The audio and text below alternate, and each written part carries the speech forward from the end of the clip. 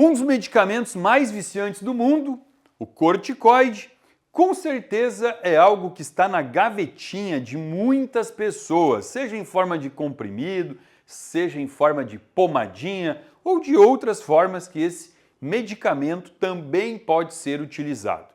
É um remédio muito prescrito, comecei brincando aqui, falando que ele é viciante, a gente já vai entender por quê, mas a verdade é que muito poucas pessoas conhecem o efeito, conhecem como atua esse medicamento no corpo e entender um pouquinho mais sobre isso é extremamente importante, não só sobre corticoide. Eu defendo aqui nesse canal que tudo que a gente ingere, tudo que a gente utiliza no nosso corpo, nós temos que entender o que isso faz, como isso atua no nosso sistema, na nossa bioquímica.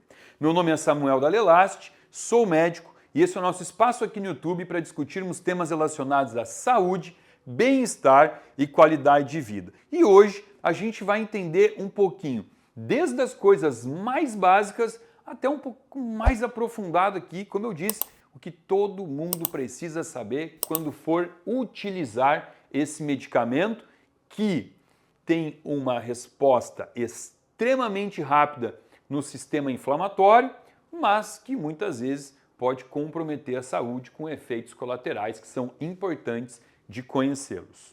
Para começar aqui, a gente tem que entender o seguinte, ó, fala-se muito de anti-inflamatório. Nós separamos os anti-inflamatórios em basicamente dois grandes grupos aqui, ó, os AINES e o AE, tá? O que é AINE e AE? AINE é anti-inflamatório não esteroide, ó, anti-inflamatórios não esteroides, tá? Aliás, aqui faltou, né? AIE, aqui embaixo, ó, AIE, tá? E o que é o AIE? É o anti-inflamatório esteroide. Eu vou dar exemplos aqui, ó, anti-inflamatórios não esteroides, ibuprofeno, nimesulida, chefo, diclofenaco. Todo mundo já tomou isso na infância quando tinha uma garganta um pouquinho mais inchada, né? Bom, muito bem. E o que são os anti-inflamatórios esteroides? São os corticoides. Por que esteroides? Porque os corticoides, eles são derivados do colesterol. Corticoide começa lá no colesterol, né? O colesterol, ele vai converter em pregnenolona, que vai converter em progesterona, que vai converter em cortisol. Olha que louco! Todo cortisol foi uma progesterona um dia, né? Tá, mas peraí, Samuel, tá falando de corticoide, tá falando de cortisol, é a mesma coisa? Não. E essa é outra parte que a gente tem que entender aqui, olha só. Nós temos aqui, então, dois rins. Tá bom, já sei. Fernando, ajuda aí. Pronto. Agora ficou mais bonitinho. E aqui, acima dos rins, as suprarrenais. Fernando, pronto. Ó aqui, ó. As suprarrenais, agora chamadas de adrenais, a nomenclatura nova é adrenal, né? A adrenal, ela tem a parte cortical e ela tem a parte da medula, medular, tá? E as adrenais, elas vão liberar alguns hormônios. Elas vão liberar ou glicocorticoides ou mineralocorticoides. Mineralocorticoides é a aldosterona, que a gente não vai falar aqui, não é o assunto do nosso vídeo, não é a aldosterona. O assunto é a gente falar da liberação do cortisol, tá? Adrenal produz cortisol. O adrenal também produz sulfato de deidroepiandrosterona, aliás, produz deidroepiandrosterona, mas o nosso foco aqui é justamente falar do cortisol. Bom, mas como é que a adrenal faz isso? A adrenal faz isso porque ela é modulada pelo chamado eixo HPA. Esse eixo é muito famoso, tá? Se fala assim, ó, eixo HPA. O que é HPA? H de hipotálamo,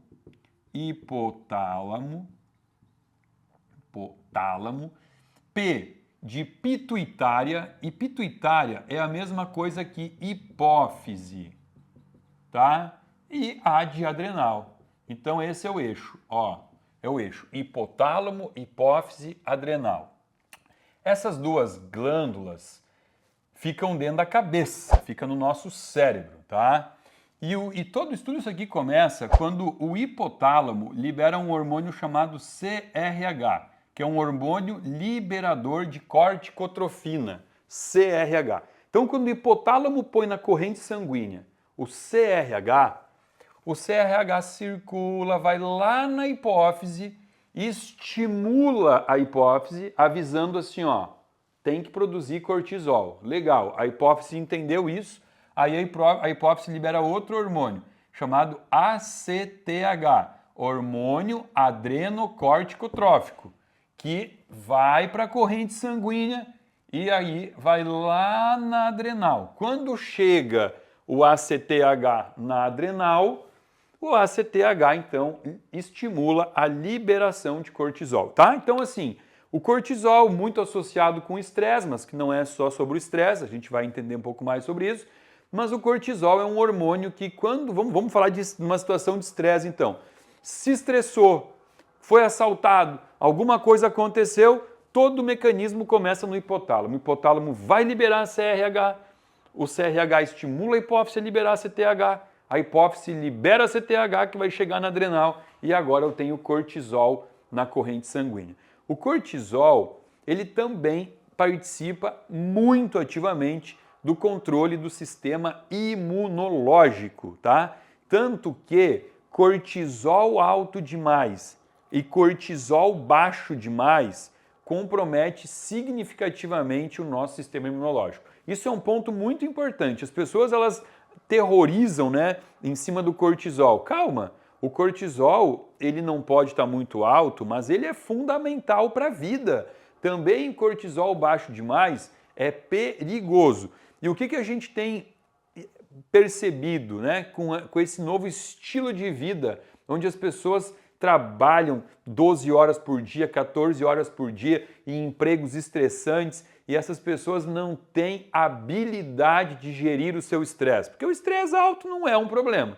Ele é um problema quando o corpo perde a capacidade, o corpo não tem a capacidade de tolerância ao estresse. Aí a gente vai encontrar um quadro chamado de insuficiência adrenal, tá? Isso não é raro de encontrar no consultório. Insuficiência adrenal é quando a glândula adrenal foi submetida a tanto estresse que ela não suportou. E aí os hormônios que ela produz, eles estão baixos. E aí não é só o cortisol. A gente dosa lá o sulfato de DHA, o paciente tem 30, 40 de sulfato de DHA. Dosa o cortisol, está em 3, 4. E esse paciente é um paciente extremamente cansado. Ele está num estado de fadiga, sistema imunológico comprometido, tá? Então, aqui apenas uma entradinha, né? uma historinha para a gente entender sobre o cortisol. Tá, mas e o que é, Samuel, o corticoide? Bom, corticoide é um medicamento, a gente chama assim, ó, mimético, né? Ele tem uma estrutura muito parecida com o cortisol, mas não é o cortisol. Ele é um remédio que ele tem...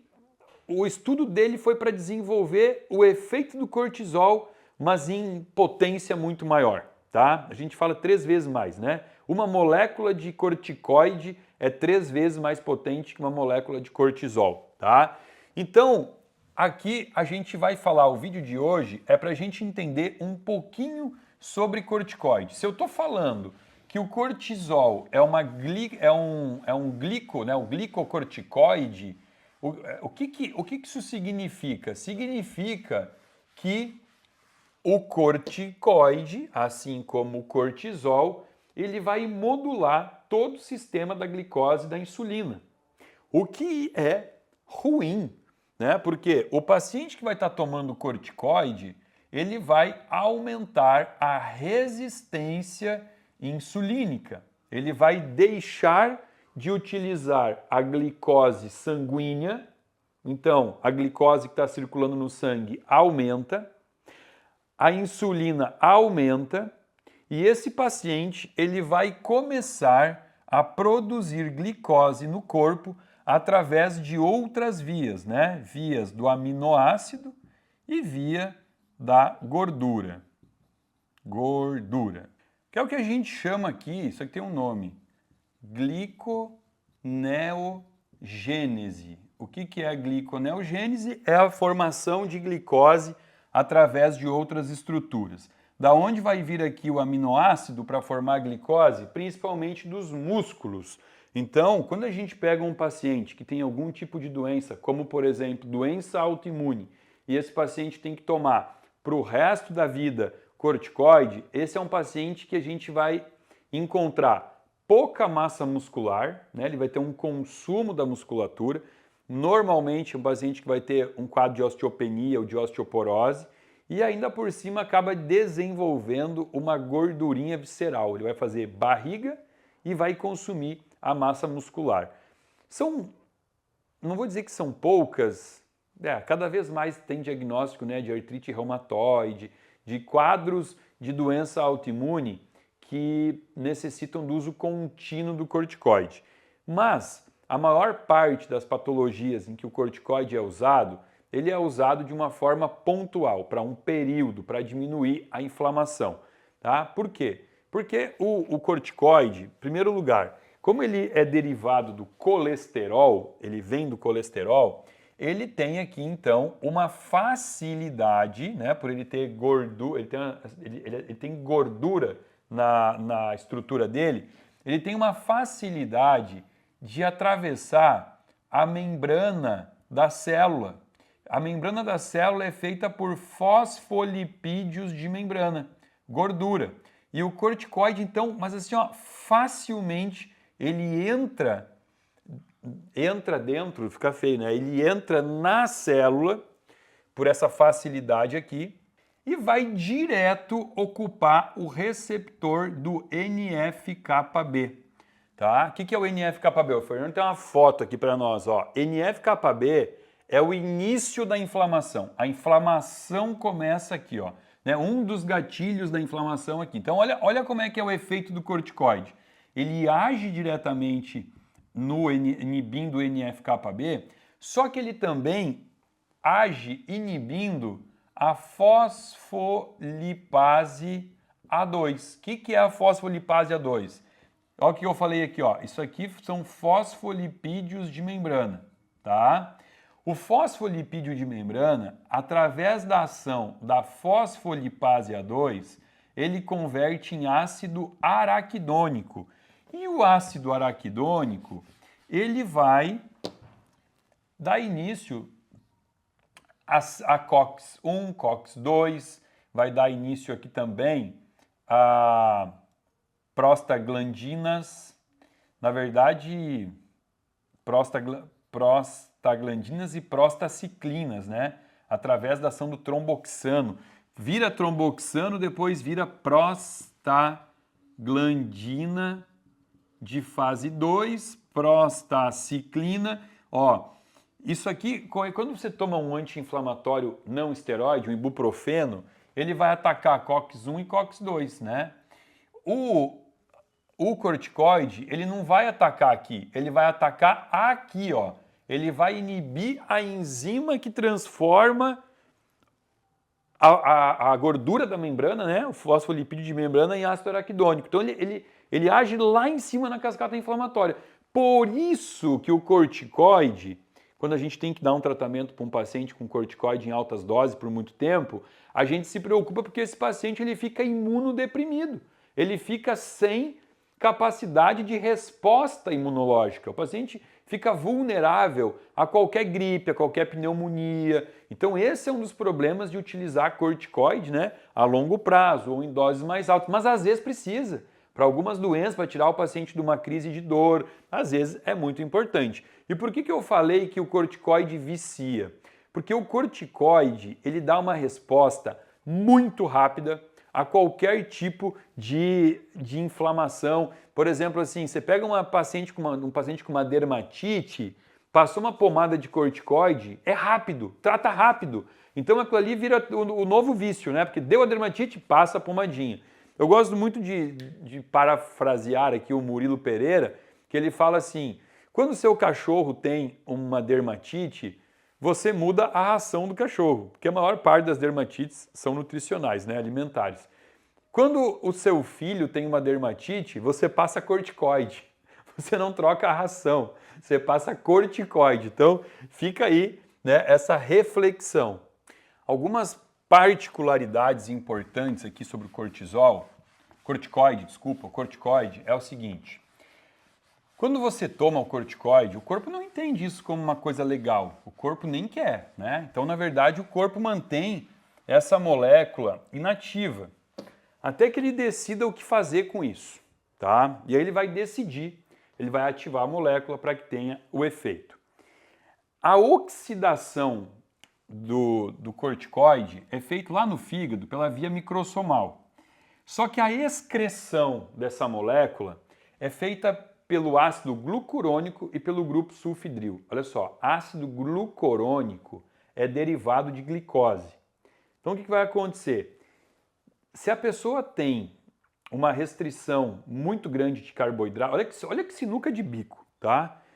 Quando você toma o corticoide, você aumenta muito a tua glicose sanguínea, faz uma resistência insulínica. Aí a teoria aqui, teoria e prática, seria o quê? Dieta sem carboidrato, tira todo o carboidrato, até os carboidratos bons, seria o desespero aqui. Só que aí você deixa de derivar ácido glucurônico, e sem ácido glucurônico você não consegue excretar essa molécula. Então, mas por que é tão difícil? Porque é um remédio. O corpo não encontra essas sinucas de bico com coisas naturais. Com remédio, encontra, né? Quando você toma o hormônio corticoide, ele é um hormônio. Então precisa de transportador. Todo hormônio precisa de um transportador. Se você tomar remédio para o hormônio para tireoide, você vai ter que ter lá o TBG. Se você produz ou passa na pele uma testosterona, você vai ter o SHBG. O corticoide precisa do CBG. Ó, CBG e albumina, tá? São as duas moléculas transportadoras do corticoide. Só que quando você tem um estado de desnutrição, e quantos velhinhos desnutridos fazem uso de corticoide para alguma doença reumatológica? Você tem menos albumina.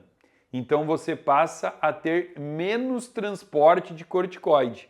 Portanto, você passa a ter menos efeito, mas efeito mais prolongado, né? Você transporta menos, mas toda a cascata do corticoide, ela vai ser atrapalhada, porque o corticoide ele tem uma meia-vida curta, mas o efeito que ele age no corpo não é curto, é um efeito prolongado. E quem vai determinar isso é a CYP3A4. O que é isso? Isso aqui é a enzima lá do fígado que vai metabolizar esse medicamento, tá?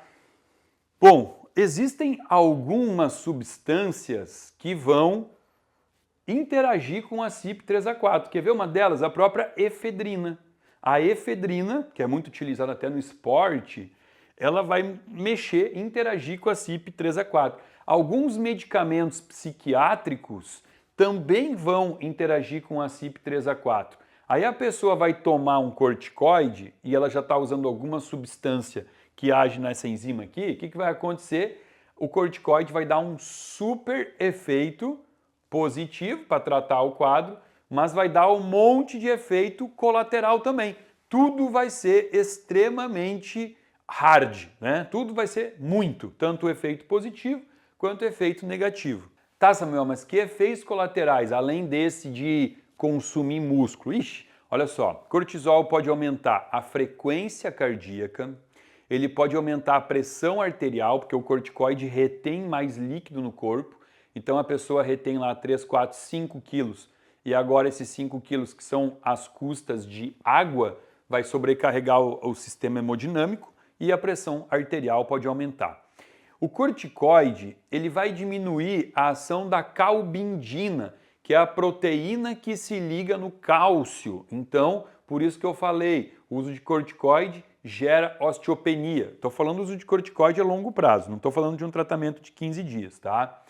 O corticoide diminui fibroblasto, glicosaminoglicanas, então vai reduzir a cicatrização, um cortezinho. Você pega isso num paciente que já tem diabetes, é horrível. O paciente pode fazer uma ferida e não cicatriza mais, porque diminuiu a ação dos fibroblastos, diminui a síntese de colágeno, então pode ter lesão de tendão, pode ter também um envelhecimento precoce, vários efeitos adversos. Tá, mas ok, vamos lá. Às vezes isso é necessário.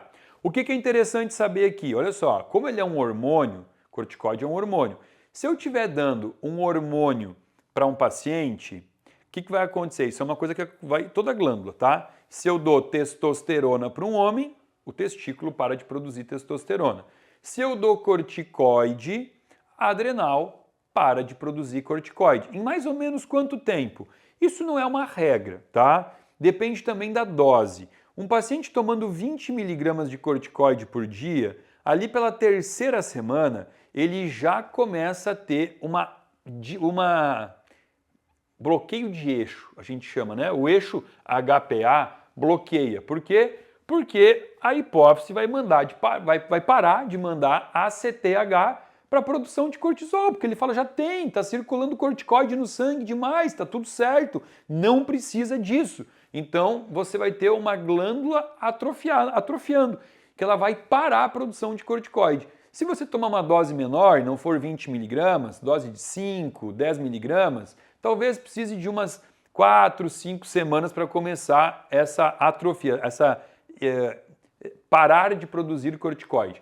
Agora, por que isso é importante saber? Porque sempre que a gente usa corticoide em dose alta, num período maior do que 15 dias, a gente sabe que não dá para tirar do paciente abruptamente. Tem que ir tirando paulatinamente, aos pouquinhos. Para quê? Para que a glândula volte a trabalhar. E a glândula volta a trabalhar, tá? Bom, mas tem um detalhe que é pouco falado, mas é importante entender. Muitas vezes eu me deparo com um paciente com algum processo inflamatório em que eu tenho que dar para ele corticoide e eu opto por não dar corticoide. Eu opto por dar para ele cortisol. Eu prescrevo o próprio cortisol. Eu boto lá cortisol base, né? Cortisol bioidêntico ou hidrocortisona bioidêntica e prescrevo cortisol para não ter que prescrever o corticoide. Por quê? Porque o cortisol ele não tem esses efeitos ruins de retenção, de síndrome, aquela cara de lua cheia, né? Chama cara de lua cheia, aquela cara que fica redondinha por excesso de inchaço. Agora, como eu disse, o cortisol é 3 vezes mais fraquinho que o corticoide. Então, por exemplo, se eu daria para o paciente 10 miligramas de corticoide por dia, eu posso prescrever 30 miligramas de cortisol. Claro que sempre mimetizando um ciclo circadiano. O que isso significa? A gente dá uma dose mais alta pelo aquele momento da manhã, que é o pico de cortisol fisiológico, que o corpo já produz cortisol de manhã, entre 7 e 8 da manhã, dou uma dosezinha menor depois do almoço, que é o segundo pico de cortisol do corpo, ali por 2 da tarde, e dou uma dose bem pequenininha à noite. Então, com isso eu simulo, né? Mimetizo o ciclo do cortisol. E aí depois eu posso simplesmente parar o tratamento porque o corpo não parou de produzir, né? Eu não faço essa inibição do corticoide. Obviamente que esse vídeo não é nem para incentivar você a usar corticoide quando você estiver passando por algum problema de saúde e muito menos falar para você não utilizar esse medicamento se o seu médico te prescreveu. A ideia é entender um pouquinho do mecanismo de ação, entender o que é cortisol, o que é corticoide, entender onde ele é produzido, quais as consequências, né, do uso dele, os efeitos colaterais e principalmente entender essa necessidade do desmame quando o tratamento for a longo prazo. Eu espero que você tenha gostado desse vídeo. Se você gostou, dá um like, compartilha com os amigos, coloca no grupo de WhatsApp da família. Se você não tiver inscrito no meu canal, você pode se inscrever, clicar no sininho para receber alerta de novos vídeos sobre saúde toda semana aqui para você. Abaixo desse vídeo tem um link que você pode acessar, se inscrever e passar a fazer parte de um grupo VIP de pessoas que recebe conteúdo gratuito e exclusivo semanalmente aqui do meu canal. Fica aqui o meu muito obrigado.